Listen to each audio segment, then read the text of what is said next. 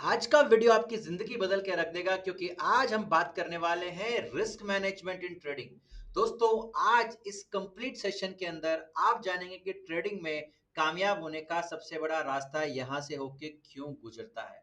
दोस्तों, मैं आज आपको बताने वाला हूं कि रिस्क मैनेजमेंट कैसे करनी होती है, क्यों करनी होती है और किस तरीके से आप अपनी ट्रेडिंग स्किल्स को जो आपने ऑलरेडी डेवलप कर ली होगी, उसके बाद भी अगर आप कामयाब नहीं हो रहे हो तो उन स्किल्स को प्रॉफिटेबिलिटी में कैसे कन्वर्ट कर सकते हो। तो अगर आपको लगता है कि आपकी ट्रेडिंग में रिस्क मैनेजमेंट की जरूरत है तो फटाफट से आप इस वीडियो को सेव कर लो, वीडियो को अंत तक जरूर देखना। और अगर अभी तक आपने यूट्यूब चैनल सब्सक्राइब नहीं किया है तो फटाफट से सब्सक्राइब कर लीजिए ताकि आपको ऐसी बेहतरीन एजुकेशन मिलती रहे। वेल गाइस, सबसे पहले मैं आप लोगों के साथ में शेयर करना चाहूंगा एक जर्नी, क्योंकि यहाँ पे बहुत सारे लोग ऐसे हैं जो अलग अलग फेजेस में अभी ट्रेडिंग के हैं और अलग अलग फेजेस में वो फंसे हुए हैं। सबसे पहले मैं स्टार्ट करूंगा वो जर्नी जहां से ट्रेडिंग की शुरुआत होती है, ट्रेडर की शुरुआत होती है। अगर आप इस लेवल पे हैं या किसी भी लेवल पर हैं तो आप अपना वो लेवल मार्क कर लें ताकि आपको पता चले कि अभी आपको और कितना लंबा रास्ता तय करना है, ताकि आपका पेशेंस बना रहे और आप ट्रेडिंग की इस जर्नी में बीच में ही छोड़ के ना चले जाए। देखिए, सबसे पहले शुरुआत होती है इन्फ्लुएंस के थ्रू। कोई भी व्यक्ति, दोस्त, रिश्तेदार, फ्रेंड हमें मिलता है और वो हमें ट्रेडिंग के बारे में बताता है। मेरी जर्नी तो कुछ इस प्रकार से शुरू हुई थी कि मुझे एक व्यक्ति साउथ अफ्रीका से बिलोंग करते हैं, उन्होंने मुझे ट्रेडिंग के बारे में बताया कि भाई ट्रेडिंग सीखनी चाहिए, एक स्किल डेवलप करनी चाहिए। और मुझे आज भी याद है, मेरे मोबाइल में उन्होंने एक एप्लीकेशन डाउनलोड करवाया, एक टिप्स या सिग्नल ग्रुप में आप कह सकते हो, उसमें ज्वाइन करवाया और डेमो अकाउंट ओपन करा के बोला कि जाओ ट्रेड्स मारो। कुछ 7-8 दिन मैंने डेमो पे ट्रेड्स किया और उसके बाद जब डेमो में प्रॉफिट बनने लगा तो मुझे लगा वाह, ये तो बहुत ईजी है, let's do it with money. और मैंने $100 का अकाउंट बनाया, लगभग 10,000 रुपए का अकाउंट बनाया और फिर ट्रेडिंग की स्टार्टिंग की। दोस्तों, जब आप स्टार्टिंग करते हो तो सबसे पहले क्या होता है, आप सिर्फ और सिर्फ गैम्बलिंग करते हो, आप ट्रेडिंग थोड़ी करते हो। तो कैंडल भाग रही है तो मैं भी उस पर भाग रहा हूँ, कैंडल नीचे भाग रही है तो मैं भी उस पर नीचे भाग रहा हूँ। और कुछ इस प्रकार की जर्नी होती है। थोड़ा भी प्रॉफिट दिखा, हल्का सा भी ब्लू दिखा, काट दिया। कमीशन भी नहीं निकलता था इतना कि मैं उसमें प्रॉफिट बनाऊं, लेकिन दिखा और काट दिया। तो जब मेरा पहला मुझे लॉस लगा $100 का, तो मुझे पहले गाइड कर दिया गया था कि ये तो लगना ही है। बट मुझे लगा कि चलो ठीक है, ये तो गलतियों की वजह से लगा है, अगली बार नहीं लगेगा। तो एक जर्नी होती है जो हम लोग गैम्बलिंग के साथ स्टार्ट करते हैं। फिर जब हम काफी ठीक ठाक लॉस कर लेते हैं तो हमको लगता है कुछ सीखना पड़ेगा और हम प्राइस एक्शन सीखने की तरफ जाते हैं, कैंडलस्टिक पैटर्न सीखने की तरफ जाते हैं, चार्ट पैटर्न सीखने की तरफ में जाते हैं। तो ये स्टेप नंबर 2 है एक इंसान का। आफ्टर सम लॉसेस वो लर्निंग की तरफ जाता है, चाहे वो यूट्यूब से जाए, किसी एजुकेटर के थ्रू जाए, बुक्स के थ्रू जाए या किसी भी माध्यम से जाए।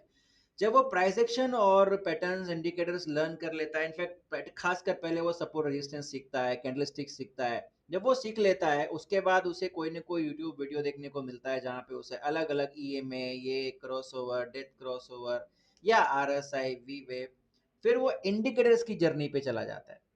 जब वो वहां से भी प्रॉफिटेबल नहीं बनता तो फिर वो किसी अच्छी स्ट्रेटेजी के पीछे भागता है, चाहे वो वेकअप थ्योरी है, स्मार्ट मनी कंसेप्ट है, या फिर वो किसी भी एक एजुकेटर को पकड़ लेता है, यूट्यूबर को पकड़ लेता है और वहां से अपनी स्ट्रेटेजी सीखने की कोशिश करता है। इस पूरी जर्नी में लगभग 2-3 साल लग जाते हैं। जब उसकी स्ट्रेटेजी खुद की डेवलप हो जाती है कि हाँ मुझे यहाँ बाय करना है, मुझे यहाँ सेल करना है, तब भी प्रॉफिटेबल नहीं बन पाता, क्योंकि उस स्ट्रेटेजी में उसको एज ढूंढना पड़ता है। क्योंकि स्ट्रेटेजी में तो बहुत सारी चीजें होती हैं, कहीं पे ये वाली चीज लगानी है, कहीं पे वो वाली चीज लगानी है, कभी सपोर्ट पे ट्रेड कर रहे हो, कभी एसएमसी पे ट्रेड कर रहे हो। एट सम डे वो रियलाइज करता है कि what is working for me. क्योंकि जरूरी नहीं है कि जो दूसरों के लिए वर्क कर रहा हो मेरे लिए वर्क करे, मेरे लिए वर्क कर रहा हो दूसरों के लिए वर्क करे। एंड फाइनली वो अपना एज फाइंड आउट करता है कि दुनिया में होता बहुत कुछ है, मैं इसी चीज पे ट्रेड करूंगा, राइट। तो वो अपना एज फाइंड आउट करता है। एज में क्या कि मैं कौन से पेयर में ट्रेड करूंगा, कौन सा टाइम फ्रेम मेरा होगा, राइट, और किस स्ट्रेटेजी को ही मैं फॉलो करूंगा ताकि मैं प्रॉफिटेबल बनूं। यहां तक भी अगर आप पहुंच जाते हो तो भी आप प्रॉफिटेबल नहीं बनते, क्योंकि इसके बाद ही आपकी एक्चुअल जर्नी शुरू होती है। अगर आप यहां तक पहुंच चुके हो दोस्तों तो आपने ट्रेडिंग का कामयाब होने का 20% की जर्नी जो है आपने तय कर ली है। आप बोलोगे पागल हो गए हो क्या, इतनी मेहनत, इतना स्ट्रगल, इतना कुछ झेलने के बाद अभी भी 20% पे ही पहुंचे। बिल्कुल सही दोस्तों, क्योंकि 80% की जर्नी तो अभी आपने शुरू भी नहीं करी। ये ट्रेडर जर्नी ऑफ ट्रेडर मैंने क्यों बताया, ताकि आप देख सको कि आप कहाँ खड़े हो सकता है आप स्टेप नंबर 2 पे खड़े हो, अभी बहुत लंबा समय बाकी है। स्टेप नंबर 3 पे खड़े हो, बहुत लंबा समय बाकी है, हो सकता है आप स्टेप नंबर 5 पे या 6 पे खड़े हो, that means you are very close.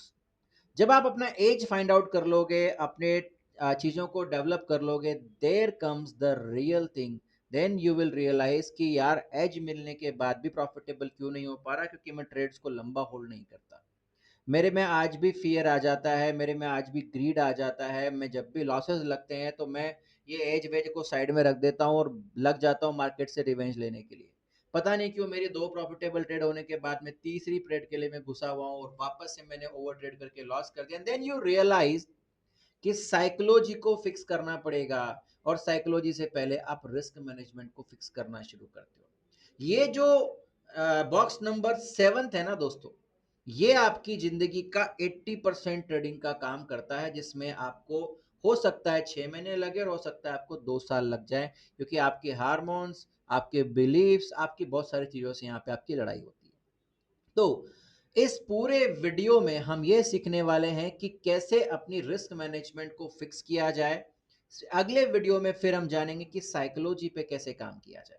Right, so guys, अगर आपने अभी तक भी इस वीडियो को सेव नहीं किया है तो फटाफट से वीडियो सेव कर लीजिए, और साथ ही साथ में यूट्यूब चैनल को सब्सक्राइब कर लीजिए, क्योंकि ऐसी बेहतरीन नॉलेज और एजुकेशन आपको इसी यूट्यूब चैनल पर मिलने वाली है, जो बियॉन्ड द चार्ट आप यहाँ पे सीखने वाले हैं।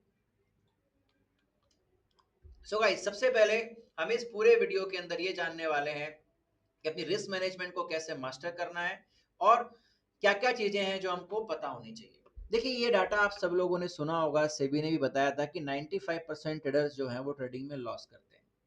इसमें कोई नई बात नहीं है, बट सबसे बड़ी चीज क्या है कि उन्हें लगता है कि ये स्ट्रेटजी की वजह से है कि उनको स्ट्रेटजी नहीं आती।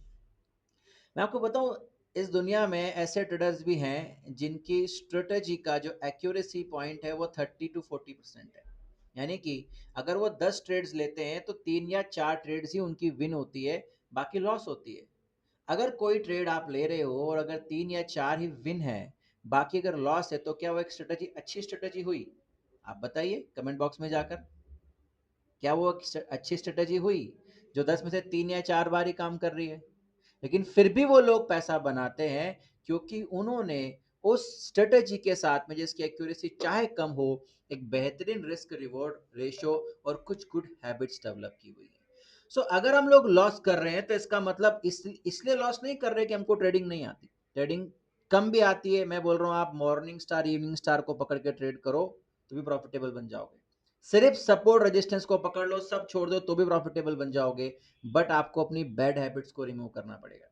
बैड हैबिट्स में सबसे पहला है over leveraging, right, taking positions too large for account size, हम इसके बारे में बात करेंगे। दूसरा, रिवेंज ट्रेडिंग, अक्सर लॉसेस लगने के बाद में हम ये करते हैं, और भी बहुत सारे रीजन। और तीसरा, हम सबसे ज्यादा मैंने लोगों को लॉस करते हुए देखा है, वो है स्टॉप लॉस नहीं लगाना। अगर आप भी वो ट्रेडर हैं, अगर आप स्टेप नंबर 1, स्टेप नंबर 2 या थर्ड रीजन की वजह से आप लोग भी अपना लॉसेस करते हैं, तो आप इस वीडियो को देखते देखते कमेंट बॉक्स में जाके मुझे टाइप करके बता सकते हैं कि आप कौन सी प्रॉब्लम का शिकार हैं, तीनों का, 1 2 3, या 1 या 2 या 3। सो गाइस, सबसे पहले हम बात करेंगे ओवर लिवरेजिंग की। ये बहुत फेवरेट फोटो है मेरा, and this explains everything what exactly it is. ये घोड़ा जो है ना, एक गधा जो है ना, ये है कैपिटल हमारी, राइट। छोटी सी कैपिटल पे इतना वजन लाद दिया कि वो कैपिटल ही ऊपर आ गई। This explains everything in the leveraging and lot size guys, कि एक इंसान अपनी छोटी सी कैपिटल पे इतनी बड़ी बड़ी क्वांटिटी उठा लेता है कि मार्केट, देखिए मैं एक बहुत सिंपल सा एग्जांपल आपको यहाँ पे देना चाहूंगा, जिससे कि आप लोगों को क्लियरिटी मिले। कोई भी आपका अकाउंट साइज है, मान लो $500 का अकाउंट साइज है। अब आपने ट्रेड लिया, और वो बहुत अच्छा ट्रेड था, नो डाउट अबाउट इट। आपने बहुत अच्छा ट्रेड ले लिया कि हाँ यार, ट्रेंड के साथ आपने बाय, मान लो बाय ट्रेंड है और आपने ट्रेड भी बाय का उठा लिया। बट आपने क्या किया, बाय ट्रेड तो उठाया, लेकिन आपने उसका जो लॉट साइज था वो इतना बड़ा उठा लिया कि जो आपका एक्चुअल स्टॉप लॉस होना चाहिए था, जहां पे वो ट्रेड कट होती, उससे कई देर पहले वो ट्रेड खत्म हो गई, आपका अकाउंट खत्म हो गया, क्योंकि आपको लगा कि बस सब कुछ इसी में झोंक देना है, इस एक ट्रेड में जिंदगी बदल देनी है, और इस एक ट्रेड से मेरा सब कुछ हो जाएगा। और आपने पूरा पैसा वहां एक बार में डाल दिया, और अंत में क्या हुआ, आपका पूरा अकाउंट वाइप आउट हो गया दोस्तों। पूरा अकाउंट आपका वाइप आउट हो गया। सो अगर आपके साथ में ऐसा होता है कि नहीं यार सर मेरे साथ में भी ऐसा होता है कि मैं कई बार ऐसी गलती करता हूं, तो ये बेस्ट एक्सप्लेनेशन है, over leveraging and lot size are the problem. देखिए एक चीज आप समझ लीजिए कि हमें ट्रेडिंग में स्टेप बाय स्टेप के साथ आगे बढ़ने की जरूरत है। एक अच्छी ट्रेड अगर बड़े लॉट साइज के साथ, अच्छा आपके साथ में हुआ होगा ना कभी, मेरे साथ तो कई बार हुआ है जब ये गलती मैंने करी तो मैंने ये पाया कि बड़े लॉट साइज की ट्रेड होल्ड नहीं होती दोस्तों। ऐसा नहीं होता कि मैंने अगर बड़ा लॉट उठा लिया तो मैं लंबा होल्ड कर पाऊंगा ना, पॉसिबल ही नहीं है उसको होल्ड करना। क्योंकि जो हमारा ब्रेन है ना, वो प्रॉफिट इतना जल्दी टेकिंग करवा देता है कि अगर वो थोड़ी भी प्रॉफिट में हम निकल जाएंगे, तो जब हम बड़ा लॉट लेके बड़ा होल्ड करके बड़ा प्रॉफिट नहीं बना रहे, तो फिर उसको होल्ड करके लॉस में बड़ा लॉस क्यों ले। तो ये एक बेहतरीन एग्जांपल जो मुझे मेरी लाइफ से समझ में आया कि अगर मैं बड़ा लॉट होल्ड नहीं कर सकता, बड़ा लॉट का प्रॉफिट होल्ड नहीं कर सकता, तो मुझे बड़ा लॉट का लॉस होल्ड करने का अधिकार नहीं देता मेरा अकाउंट। और ये जब तक समझ आया तब तक बहुत बड़ा पैसा मैं अपनी लाइफ में गवा चुका था। दूसरा, revenge trading. This explains the beautifully guys. ये एक बेहतरीन एग्जांपल है, आप देख सकते हो।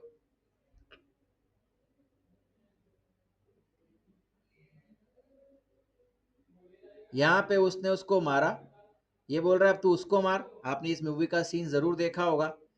आपको नहीं लगता सेम टू सेम? देखना अभी क्या होगा, ये इसको मारेगा, मतलब हमने एक ट्रेड ली, वो लॉस में चली गई, हम अगली ट्रेड के तैयार है और दूसरी ट्रेड लेते हैं, ये लो अकाउंट वाइप आउट, या हमारे को बड़ा लॉस लग गया। Is it happen with you? पहली ट्रेड लेने के बाद में रिवेंज का एटीट्यूड आ जाता है। मैं आज साइकोलॉजी की क्लास नहीं ले रहा, मैं आपको डिटेल में अगली वाले वीडियो में बताऊंगा कि ये रिवेंज क्यों आता है, कैसे सॉर्ट आउट करना है, कौन से हार्मोन की वजह से आता है, क्या बिलीफ फैक्टर्स होते हैं। बहुत डिटेल में साइकोलॉजी पे बात करूंगा, जैसी चीजें आपने कभी लाइफ में आज तक नहीं सुनी होगी। आज हम सिर्फ बात करने वाले रिस्क मैनेजमेंट पे। तो मैं आज डिटेल में रिवेंज ट्रेडिंग क्यों होती है, क्या होता है, उस पर नहीं आ रहा, लेकिन एक की फैक्टर है हमारे मल्टीपल और बिग लॉसेस का, कि जब हमको लॉसेस लगता है, मतलब हमने डिसाइड कर लिया, मान लो कि मेरा आज प्रॉफिट या लॉस जो भी डिसाइड करना था वो कंप्लीट हो चुका है, फिर क्यों मार्केट में जाना, लेकिन हम चाहते हैं। इसके बारे में डिटेल में जानेंगे नेक्स्ट वीडियो में, जो कि साइकोलॉजी के ऊपर होगा, राइट। तीसरी चीज जो सबसे इंपॉर्टेंट है वो है stop loss. Let's see this example again.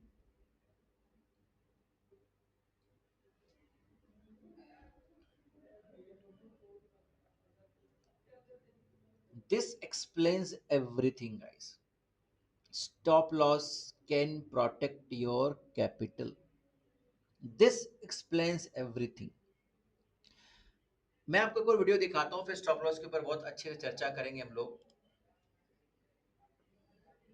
See this, गाड़ी फंसी हुई है ट्रक के नीचे, और शायद कोई आदमी है जो उसके अंदर है, या तो मर गया है जिंदा है, I don't know. Let's see ये लोग क्या कर रहे हैं, गाड़ी को बाहर निकाल रहे हैं। देखो, आदमी को बाहर निकाल रहे हैं। स्टॉप लॉस बहुत ज़रूरी है। अब मैं आपको एक्सप्लेन करता हूँ why stop loss is most important guys. देखिए, मैं जब ट्रेडिंग करने के लिए आया तो मेरे ख्याल से मैं ही नहीं, आई थिंक हर आदमी इस बात से एग्री करेगा। और अगर आप ये वीडियो देख रहे हो तो आपको, अगर आप एग्री करते हो तो मेरी बात खत्म होने के बाद आई एग्री जरूर टाइप करना। क्या आपके साथ में ऐसा होता है कि जब आप स्टार्टिंग करते हो तो आप स्टॉप लॉसेस नहीं लगाते? क्यों नहीं लगाते? क्योंकि अक्सर मार्केट हमें ट्रैप कर करके, जैसे मान लो मैंने बाय का ट्रेड प्लान किया और मुझे लगता है कि इस लेवल से वो मार्केट ऊपर जा सकता है, तो मैंने बाय का ट्रेड प्लान किया, स्टॉप लॉस लगाया।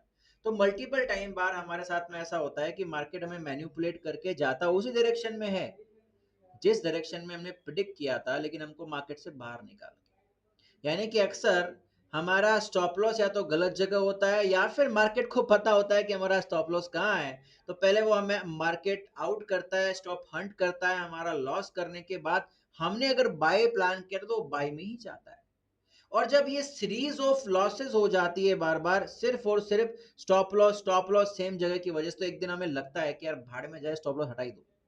और कई बार स्टॉप लॉस ना लगाने की वजह से हमको प्रॉफिट होने लग जाता है। यही हमारा गलत गलत ट्रेन पकड़ लेने वाला काम शुरू हो जाता है, गलत स्टेशन की तरफ में। कुछ समय तक मार्केट हमको लालच देता है कि यार तूने सही किया, स्टॉप लॉस नहीं लगाया, तो देख तेरा भी एसएल बच गया, देख तेरा स्टॉप लॉस लग जाता, राइट। 10 में से मैं कहूंगा 5 या 6 या 7 बार हमारा स्टॉप लॉस बच जाता है और हम प्रॉफिट बनाते हैं, हमें हैप्पीनेस आ जाती है कि यही सही रास्ता है, स्टॉप लॉस नहीं लगाना चाहिए। बट जब वो 3 बार हमारी डायरेक्शन में नहीं जाता, मैं तो कहूंगा 10 में से 9 बार आपकी डायरेक्शन में जाए, लेकिन जिस दिन वो एक बार भी आपके डायरेक्शन में नहीं जाता, वो दिन होता है जब आपका अकाउंट जीरो हो जाता है। Type agree in the comment box अगर आप मेरी बात से सहमत हो कि यार सर बात तो सही है, 10 में से 9 बार मैं सही होता हूं, लेकिन वो एक दिन ऐसा आता है कि मेरा पूरा अकाउंट लेके चला जाता है। दोस्तों मेरे जीवन में भी यही समस्या थी। मैंने सीखा कैसे स्टॉप लॉस लगाना, मेरे को एक बहुत इंपॉर्टेंट बात समझ में आई। देखिए, आप एक रास्ते पे जा रहे हैं, राइट, और आपको वहां पे गड्ढा दिखता है। आपको दिखा नहीं, बेसिकली एक गड्ढा था और वहां पे आप गिर गए। एज ए ह्यूमन आप क्या करोगे? ह्यूमन टेंडेंसी है कि आप वहां से बच के निकलोगे, राइट। आप वहां से बच के निकलोगे कि अगली बार जब आप जाओगे तो एक लर्निंग मिल गई लास्ट टाइम कि यहाँ गड्ढा है, मुझे इससे साइड से निकल जाना है या रास्ता दूसरा लेना है। ये ह्यूमन टेंडेंसी हम सीखते हैं। लेकिन जब स्टॉप लॉस नहीं लगाते तो क्या होता है दोस्तों? देखिए, बहुत सिंपल सी भाषा में समझाता हूँ। अगर मैंने कोई ट्रेड लिया और मेरा स्टॉप लॉस लगाया मैंने, और वो स्टॉप लॉस हिट हो गया, मुझे क्या उसके बाद क्या लगे? बुरा लगेगा, सबको लगता है, मुझे भी लगेगा, लेकिन क्या मिलेगी? लर्निंग मिलेगी। और मेरा दिमाग क्या काम करेगा? कुछ तो गड़बड़ थी यार, क्या ऐसा पॉइंट था जो मैंने इग्नोर किया ट्रेड लेते वक्त में? फिर मैं जाके उसका रीजन ढूंढने की कोशिश करूंगा। हो सकता है 4 आवर का मैंने टाइम फ्रेम नहीं देखा, हो सकता है मैंने कोई और चीज नहीं देखी, हो सकता है मैं ट्रेंड के अगेंस्ट था, हो सकता है मैंने थोड़ा सा डर के मारे स्टॉप लॉस थोड़ा गलत जगह लगा दिया, मैंने लिक्विडिटी को इग्नोर कर दिया। तो जब मेरे को ऐसे लगा तो मैंने क्या किया? लर्निंग करी। अगली बार मैं थोड़ा बेटर बना के नहीं बना, अगली बार फिर मान लो ऐसे लगा, फिर मैंने लर्निंग करी। अब मैं आपको एक रियलिस्टिक एग्जांपल देना चाहता हूं इस बात के ऊपर कि आपका $1,000 का अकाउंट है और हम दो तरह से उसको ट्रेड कर रहे हैं। पहला तरीका क्या है ट्रेड करने का? हम स्टॉप लॉस नहीं लगाएंगे। दूसरा तरीका क्या है? स्टॉप लॉस लगाएंगे। चलिए पहले स्टॉप लॉस लगा के अकाउंट को उड़ाते हैं। मान लेते हैं कि मेरा पर ट्रेड का जो रिस्क है वो है अप्रोक्सीमेटली $10 का, ठीक है। मतलब मैं हर ट्रेड में एक परसेंट का मैं स्टॉप लॉस रख रहा हूँ, ठीक है। 1% यानी $10 के आसपास का मैं स्टॉप लॉस रख रहा हूँ, और मुझे ये पूरा $1,000 का अकाउंट जीरो करना है। तो कितनी ट्रेड चाहिए मुझे? 100 ट्रेड चाहिए कि मुझे जब 100 स्टॉप लॉस लग जाएंगे बैक टू बैक, कितने? बैक टू बैक, जब मुझे 100 स्टॉप लॉस लग जाएंगे तब जाके मेरा अकाउंट जीरो हो जाएगा। हर स्टॉप लॉस के बाद में मैं लर्निंग करूंगा, बेटर बनूंगा, लर्निंग करूंगा, बेटर बनूंगा, लर्निंग करूंगा, बेटर बनूंगा, and after losing my $1,000 I will be a very good trader, क्योंकि मैंने मेरी बहुत सारे टेक्निकल चीजों को सॉर्ट आउट कर लिया होगा। ये था मेरा स्टेप नंबर 2, जो मैंने आपको बताया कि स्टॉप लॉस लगाने का और अकाउंट जीरो करने का तरीका। अब स्टॉप लॉस नहीं लगाने के बारे में बात करते हैं। स्टॉप लॉस नहीं लगाया, आपका दिन अच्छा जा रहा है, प्रॉफिट में भी चल रहे हो, और अचानक से वो दिन आया जो आता है ये महीने में एक दो बार तीन बार, उस दिन आपका पूरा अकाउंट वाइप आउट हो गया। आप मुझे बताइए, आपने उस पूरे $1,000 के अकाउंट को गंवाने के बाद में क्या सीखा? नथिंग। क्या कोई टेक्निकल एस्पेक्ट इंप्रूव किया? नहीं, क्योंकि आप तो कभी गलत थे ही नहीं। जब ऐसे ही नहीं लगाया और जब ट्रेड प्रॉफिट में चली गई बिना एसएल खाए हुए, मतलब यू वर टेक्निकली राइट। आपको नहीं समझ में आया कि मैंने क्या गलती करी, तो आप टेक्निकली इंप्रूव नहीं हुए, राइट।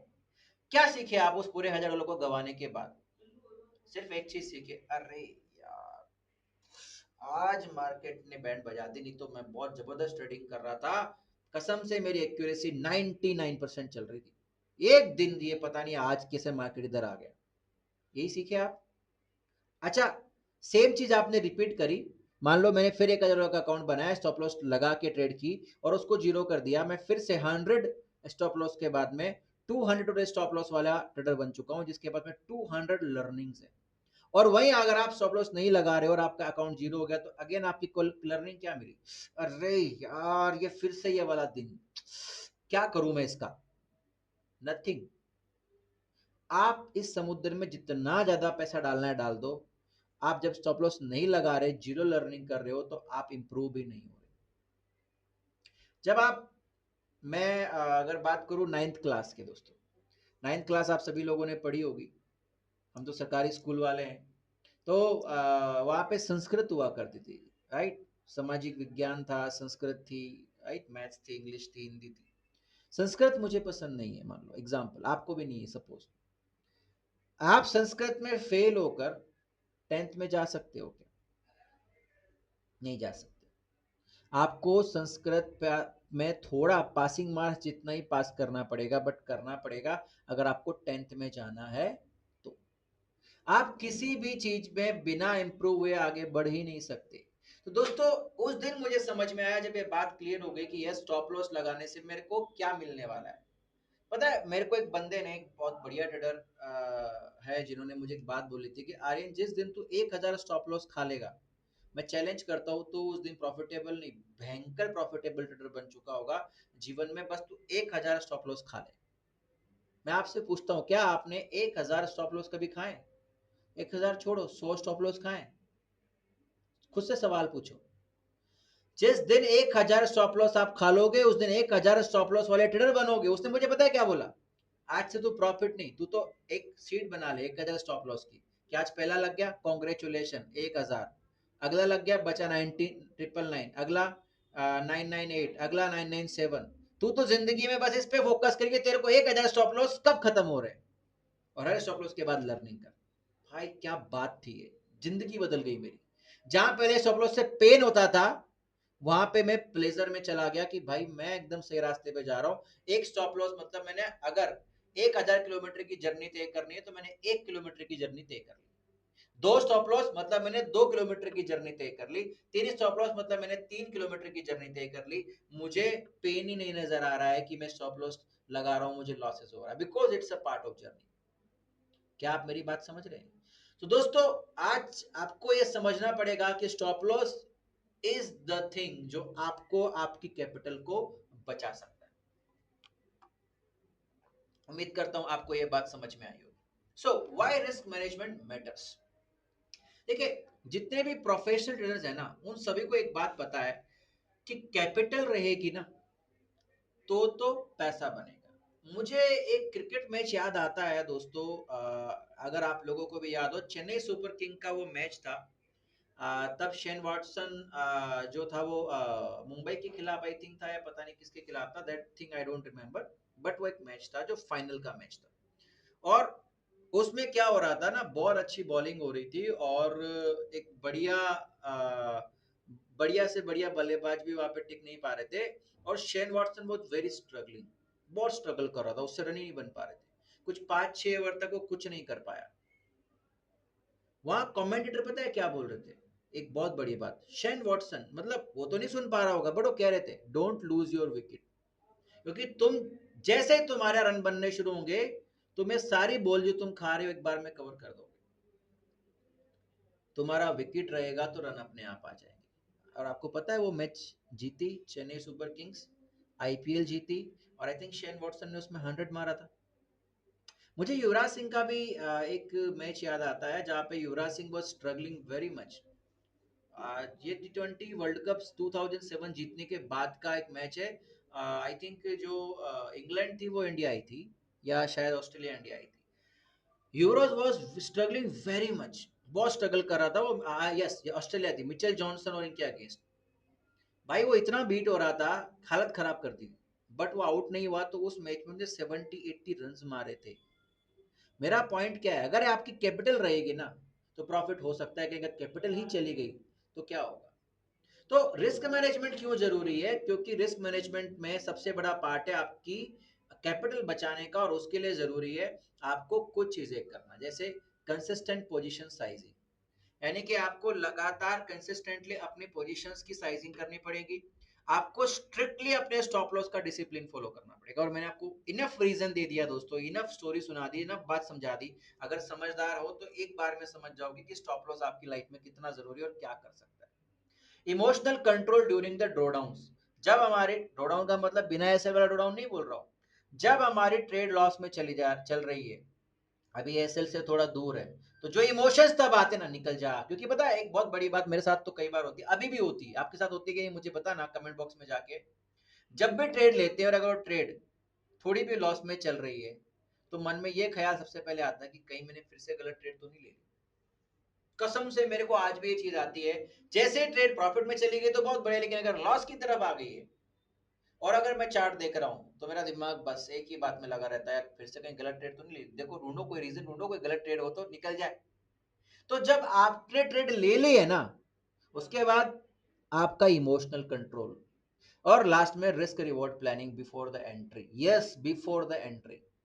भाई शादी करने से पहले उसके रिस्क एंड रिवॉर्ड अगर जान ले आदमी, तो या तो वो शादी ना करे, और अगर शादी कर रहा है ना तो कभी दुखी नहीं होगा, क्योंकि उसको पता है भाई, पहले से पता था कि ये प्रॉफिट और ये लॉस होने वाला है।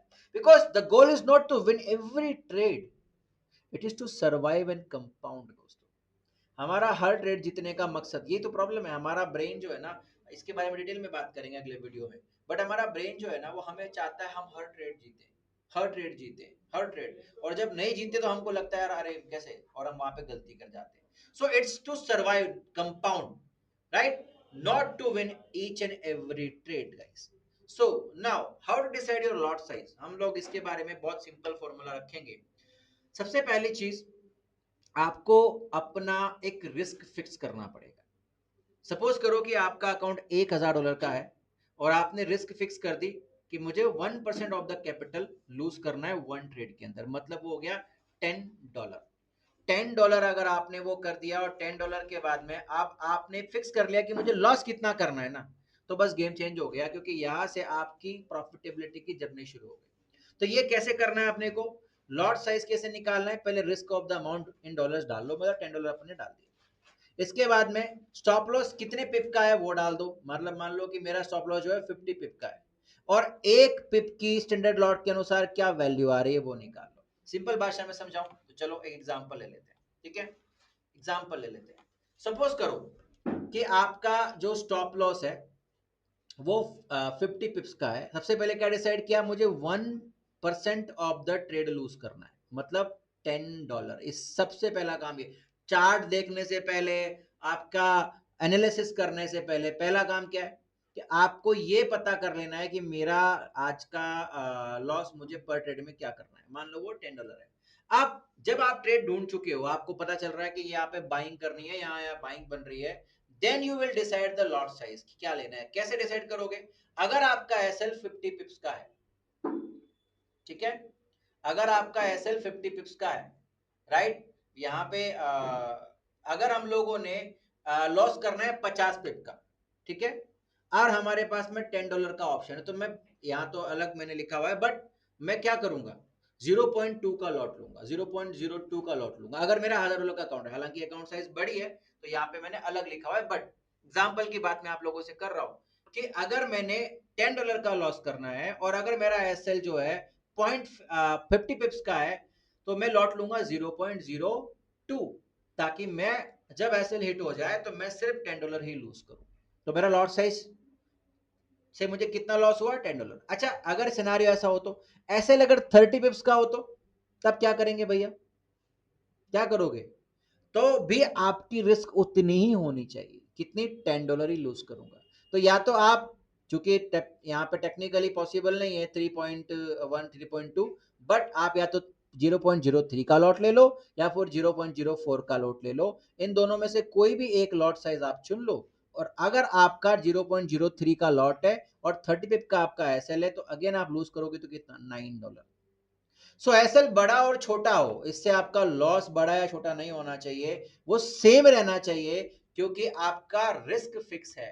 तो सबसे पहला काम क्या करना है, आपको अपना रिस्क अमाउंट डिसाइड करना है, जो भी आपको रिस्क करना है पर कैपिटल, कैपिटल के हिसाब से पर ट्रेड, ठीक है। सो अगर आपका अकाउंट जो है वो $5,000 का है, आपको 1% रिस्क करना है, तो यहाँ पे $50 का आपको अमाउंट रिस्क करना है आज की एक ट्रेड के अंदर। ये डिसाइड हो गया, नंबर 1 एनालिसिस करने से पहले। नंबर 2, अब मेरा एसएल मुझे दिख रहा है कि यहाँ पे मुझे ट्रेड करनी है, 50 पिप का एसएल है, तो मेरा एसएल निकल कर आ गया। अब मैं रिस्क पर पिप कैलकुलेट करूंगा और लॉट से डिसाइड करूंगा, तो मतलब मेरे को अगर 50 पिप लॉस, मतलब $50 लॉस करना है, राइट, और मेरा एसएल भी 50 पिप का है, तो सिंपल कैलकुलेशन है ना, 0.10 का लॉट बन गया, जो यहाँ इस एग्जांपल में दिया हुआ भी है, राइट। वही अगर मेरी एसएल 30 पिप की है, लॉस कितना करना है? $50। पिप्स कितना? 30। तो मेरा लॉट बदल के क्या हो जाएगा? 17 हो जाएगा। 17 या 51, मतलब अगर मार्केट $3 भी चला, 30 पिप भी चला, तो मैं $1 लॉस करके मार्केट से बाहर हो जाऊंगा। ये तरीका है लॉट साइज को कैलकुलेट करने का। इस तरीके से आप अपना जो है लॉट साइज डिसाइड कर सकते हैं। अगर आपको यहां तक बात समझ में आ गई है तो आप टाइप 1 टाइप कर सकते हैं, राइट, ताकि हम आगे बढ़े और चीजों को और बेहतर दिशा में लेकर जाएं। तो गाइस, हमने सबसे पहला काम क्या कर लिया? अपना लॉट साइज निकालना सीख लिया। और लॉट साइज से हम, अच्छा, लोग क्या करते हैं? फिक्स लॉट साइज रखते हैं। मैं तो सर हमेशा एक ही काम करता हूँ, क्या फिक्स है मेरा?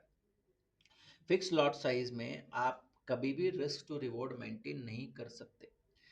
ये रिस्क टू रिवॉर्ड क्या होता है?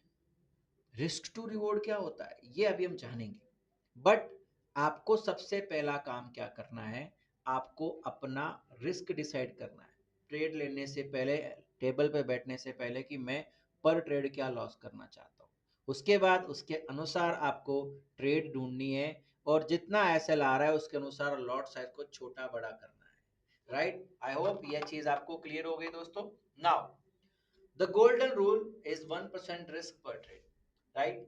आप अगर 1% भी अगर आप पर ट्रेड पे रिस्क करते हो तो आपको अपना अकाउंट गंवाने के लिए 100 ट्रेड चाहिए होंगे।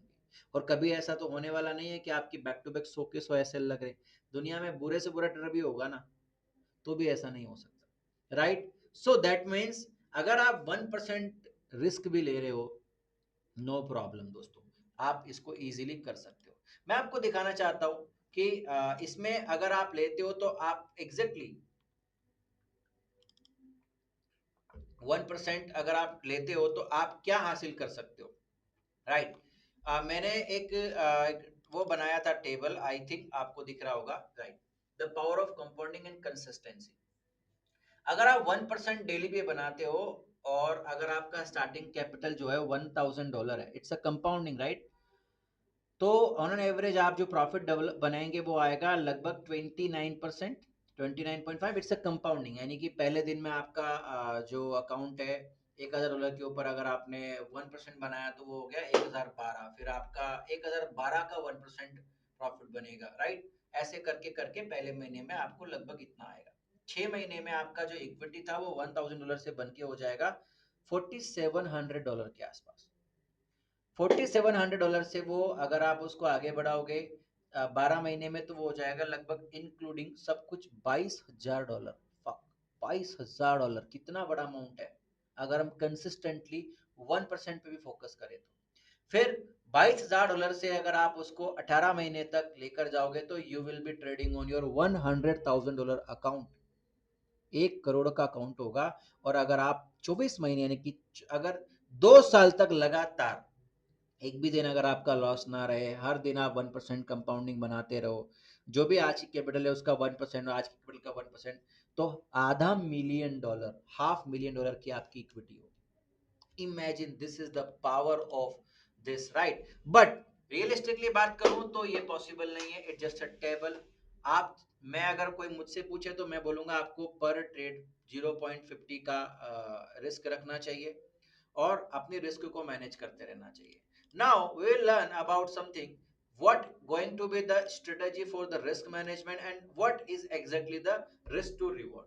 दोस्तों, रिस्क टू रिवॉर्ड पहले एक्सप्लेन करता हूँ, देन फिर हम पार्शियल बुकिंग एंड एवरीथिंग उसके बारे में डिस्कस करेंगे।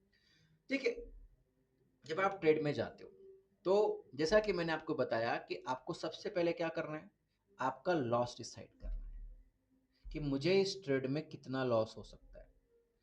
जब आप लॉस डिसाइड कर लेते हो कि मेरा लॉस यहाँ पे ₹10 का हो सकता है, तो ये डिसाइड करना है कि मैं प्रॉफिट कितने का बुक करूंगा। That is called risk to reward ratio, जिसको हम छोटी भाषा में RR भी बोलते हैं।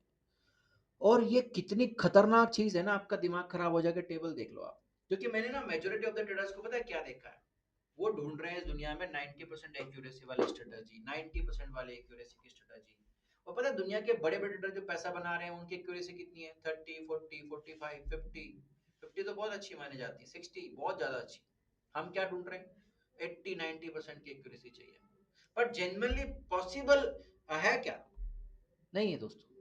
प्रॉफिटेबल बनने के लिए एक डिसेंट से स्ट्रेटेजी अगर आपकी 50-60% भी काम करती है ना, और अगर आप इस आरआर के गेम को समझ जाओ, आप प्रॉफिटेबल हो जाओ। इसलिए मैंने शुरू में कहा था, एक मॉर्निंग स्टार से भी आप मॉर्निंग इवनिंग पे ट्रेड करना शुरू कर दो, आप प्रॉफिटेबल बन जाओगे। बस आपको देखना पड़ेगा कि आपकी वो स्ट्रेटेजी की एक्यूरेसी कितनी है। मान लो कि उसकी एक्यूरेसी जो मैंने शायद देखी है मॉर्निंग इवनिंग की 35% के आसपास में आती है। मतलब कि अगर आप हर मॉर्निंग इवनिंग का अगर आप ट्रेड करोगे तो 35% का आपको वहां पे एक्यूरेसी आएगा। और उस लिहाज से अगर आपने 1:3 का आरआर रखा, मतलब कि हर मॉर्निंग इवनिंग के एसएल पे अगर आपने $10 गवाए, तो आपको जब भी प्रॉफिट आए तो कम से कम $30 का आए। ये होता है आरआर। कितना प्रॉफिट लेना है वो फिक्स कर लो, फिर आप प्रॉफिटेबल बन जाओगे, राइट। अगर आप सिर्फ ट्रेंड लाइन सपोर्ट रेजिस्टेंस पे काम करते हो तो आपकी जो ट्रेडिंग स्ट्रेटेजी की एक्यूरेसी है वो लगभग 40 to 50% के बीच में आती है। और अगर आपका आरआर मतलब ₹10 के लॉस पे ₹20 का फायदा, उससे पहले नहीं काटूंगा मैं, या तो लॉस लगे तो लगे, कोई दिक्कत नहीं है, लेकिन काटूंगा तो ₹20 पे ही। तो अगर आपका आरआर 1:2 हो जाए तो आप प्रॉफिटेबल हो जाओ, राइट दोस्तों। प्रॉफिटेबल बनने के लिए हमें हाई एक्यूरेसी वाली स्ट्रेटजी नहीं, हमें अच्छे आरआर वाला रिस्क टू रिवॉर्ड चाहिए। तो अगर आप ट्रेडर हो और अगर आपको ट्रेडिंग में दिक्कत आती है, तो मैंने एक वीडियो डाला हुआ है, बर्गर पैटर्न। उस बर्गर पैटर्न को पकड़ लो, आरआर को पकड़ लो, उसकी एक्यूरेसी लगभग 60-65%, 70% तक है। और अगर आप उसमें आर आर 1:1, 1:1.5 भी रखते हो ना, you will be profitable guys. Video डाला हुआ है, आप जाके चेक कर लेना। बट आपको एक स्ट्रेटजी के साथ में आर आर अलाइन करना पड़ेगा। अगर आपने वो आर आर अलाइन कर लिया, then you are the king. आपको कोई रोकने वाला नहीं। तो सबसे इंपॉर्टेंट चीज क्या है, आज के बाद आप हाई एक्यूरेसी स्ट्रेटजी के पीछे नहीं भागो, आपको अच्छे आर आर। उसके लिए जरूरी क्या है, देखिए मैंने बोला बर्गर पे जाके काम करो, तो सबसे पहला काम क्या होना चाहिए, बर्गर पैटर्न को अगले 1 महीना तक आपको लाइव मार्केट में टेस्ट करना है, और ये देखना है कि उसकी एक्यूरेसी कितनी आ रही है। मान लो आपने टेस्ट किया, हर आदमी की साइकोलॉजी अलग अलग होती है, राइट। आपने उसमें देखा कि यार ये जो स्ट्रेटजी ये तो 50% ही काम करती है, तो आपको फिर आर आर क्या करना है, मिनिमम 1:2 आपको रखना है, या 1:1.5 रखना है, you will be profitable, right. या अगर आपकी कोई स्ट्रेटजी है, EMA crossover, RSI, V wave, support resistance, कुछ भी व्हाटएवर, पैराबोलिक सार, वेक ऑफ थ्योरी, या आप किसी पे भी काम करते हो, पहला काम क्या है, उसकी एक्यूरेसी पता कर लो, उस पे कम से कम 100, 200, 500 ट्रेड कर लो, और देख लो कि यार ये कितना काम करती है। 10 ट्रेड लगा रहा हूं तो कितनी ट्रेड है जो एसएल देके जा रही है, बात खत्म। चेक कर लो आप। मैं ऐसे ही करता था, 1:1 में कितने एसएल लग रहे हैं, पहले वो अलग से डेटा लिख लिख के बनाता था भाई, एक एक चीज का, कि अगर 1:1 का एसएल, मतलब 1:1 का टीपी रख रहा हूँ तो कितने एसएल लग रहे हैं, 1:2 तक ही होल्ड करूंगा ही करूंगा तो कितने टीपी और कितने एसएल लग रहे हैं, 1:3 तक होल्ड करूंगा तो कितने एसएल लग रहे हैं, कितने टीपी लग रहे हैं, ताकि मुझे पता चले कि किस आरआर में क्या एक्यूरेसी आ रही है। 1:1 में ज्यादा एक्यूरेसी आ रही थी क्योंकि कुछ ट्रेडे 1:1 हिट कर जाती थी, कोई दिक्कत, लेकिन 1:2 आरआर में जब मैं गया तो थोड़ी एक्यूरेसी कम हो गई, लेकिन प्रॉफिट तो बढ़ा। 1:3 जब आरआर होल्ड करने लगा मैं, मतलब सेम स्ट्रेटेजी के अंदर कि मैं चाहे कुछ भी जाए 3 आरआर तक तो काटूंगा ही नहीं, चाहे एसएल लग जाए, तो स्ट्रेटेजी की एक्यूरेसी और घट गई, पर प्रॉफिट और बढ़ गया, क्योंकि मैं 3 गुना पैसा बना रहा था। तो पहला काम क्या है, आपकी जो भी स्ट्रेटेजी है, जिस पे भी आप काम करते हो, अगर आपके पास नहीं है तो आप जाओ, मेरे यूट्यूब चैनल पे 2 स्ट्रेटेजी मैंने डाल दी है, बर्गर डाला हुआ है और एक 1 मिनट स्ट्रेटेजी डाली हुई है, बहुत कमाल की दोनों। उनमें से एक चुन लो और आप ट्रेडिंग स्टार्ट करो। आरआर अपना 1:1, 1:3 और 1:3 का एक आरआर का एक एक्यूरेसी निकाल लो, और एक्यूरेसी निकालने के बाद में आप लग जाओ बस, कि भाई कुछ भी हो जाए, भाई सिंपल है ना, आपको पता चल गया ना यार, आपको पता चल गया ना कि भाई मैं अगर ट्रेड लूंगा, 10 ट्रेड लूंगा इस पर्टिकुलर आर्यन शर्मा जी की स्ट्रेटेजी पे, 6 एसएल लग रहे हैं, चार या चार ही प्रॉफिट बन रहे हैं, मान लो 4 ही प्रॉफिट बन रहे हैं, कोई बात नहीं, मैं 1:3 होल्ड कर रहा हूँ, प्रॉफिटेबल हूँ। अगर 6 मान लो कि मैं 1:2 तक होल्ड कर रहा हूँ, तो मेरे यहाँ पे 4 एसएल लग रहे हैं, 6 टीपी लग रहे हैं, बढ़िया है ना, मैं प्रॉफिटेबल हूँ। तो पहले इस तरीके से आपको अपना डिसाइड कर लेना है, ताकि आपको ये समझ में आ जाए कि मुझे कितना होल्ड करना है। दोस्तों, जब मैं ट्रेडिंग में आया तो ये बोलना बड़ा आसान था, यार इतने तक होल्ड कर लो, ये कर लो, सुनता था मैं भी, और भी एज ए बिगिनर आज तो होल्ड कर लेते हैं, क्योंकि आज बहुत मजबूत हो चुके हैं मानसिक रूप से। आप 1:3 की बात करो, 1:10 तक भी होल्ड करते हैं, बट बिगिनिंग में नहीं हो पाता था। जब जर्नी शुरू की तो बहुत मुश्किल था। बातें करना बड़ा आसान है, ये मैंने आपको बोल दिया, ज्ञान देना बहुत आसान है भाई, प्रैक्टिकली करना बहुत मुश्किल है। तो जब मैं बिगिनिंग में आया ना, तो मैंने एक बहुत अच्छा आरआर स्ट्रेटजी अपना शुरू में अपनाया, जिसने मुझे क्या किया, मेरी साइकोलॉजी को बिगड़ने नहीं दिया। क्योंकि मैंने ये रियलाइज किया कि अगर कोई ट्रेड प्रॉफिट में चल रही है, 1:1 आरआर तक भी गई, और वो आके अगर एसएल खा गई, तो मेरी साइकोलॉजी बिगड़ जाती थी।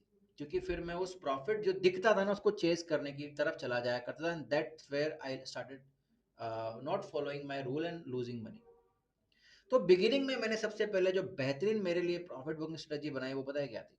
जो भी स्ट्रेटजी मेरी थी, उस पर मैंने क्या किया कि जैसे ही मार्केट 1:1 पे जाएगा, मैं 50% क्लोज कर दूंगा। इससे ये तय हो गया कि जैसे ही मार्केट वहां पहुंचा, मैंने 1:1 क्लोज कर दिया, मैं लॉस में नहीं रह सकता। यहाँ पे पहला क्या हो सकता है, मार्केट आगे जाए और अल्टीमेट टीपी आर 3 4 5, जहां तक उसका डायरेक्शन पकड़ना है आपको, वहां तक जाए तो आपको एक अच्छी ट्रेड मिल गई। लेकिन अगर रिवर्स आके एसएल खा जाए, तो आपने ऑलरेडी 50% बुक किया था, तो आप लॉस में नहीं रहे, आप ब्रेक इवन पे निकल गए। इस स्ट्रेटजी ने मुझे गजब का हेल्प किया दोस्तों, मेरी साइकोलॉजी को नहीं बिगड़ने दिया, और मुझे लंबे प्रॉफिट तक होल्ड करने में आसानी हुई।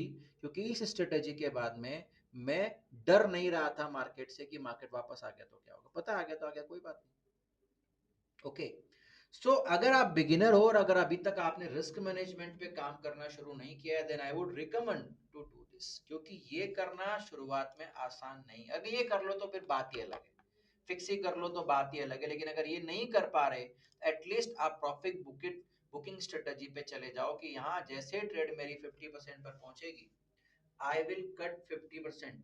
अगर मार्केट वापस भी आ गया तो ये मुझे उतना लॉस नहीं देगा, I will hold this till final TP, जहाँ पे भी आपका नेक्स्ट जो मैग्नेट जोन बना हुआ है, जहाँ तक मार्केट अट्रैक्ट होके जाने वाला है, जहाँ उसकी प्रोफाइल है, जहाँ पे लिक्विडिटीज पड़ी हुई है, वहां तक होल्ड करो फिर आप उसको। राइट।